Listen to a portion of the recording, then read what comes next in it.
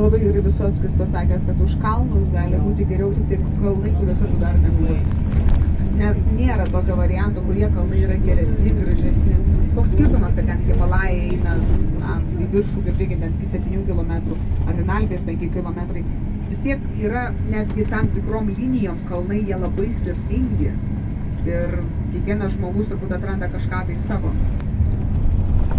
Aš kažkada senai, nors jau tikrai po tos kalnus trankausi ir ten mes su tais turistais keliavome visus žemynus, visur kitur, bet man vis tiek patys gražiausi buvo kažkada Rumunijos kalnai. Ne šitie, va čia Karpatai, kur čia dabar esam, bet aš kažkada pamačiau Rumunijos kalnus važiuodama link Valakijos.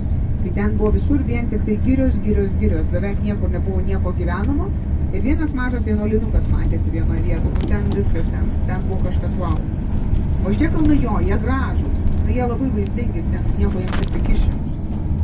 Alpės aukštos labai įspūdingos, bet Karpatai jie turi savo grožį. Man, pavyzdžiui, jie gražesni už Alpės, jeigu Alpės tiesiog yra didelės, o šitie yra tiesiog tokie su visokiom įgriuvom, su visokiausiais ties koroziniais trūkiais, tokiais didžiuliais.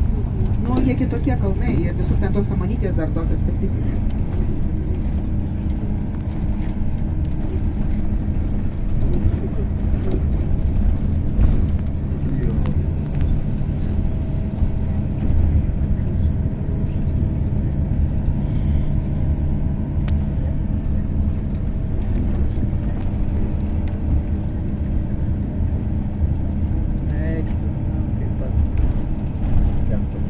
Na, va dabar šiek tiek kilpelių matosi.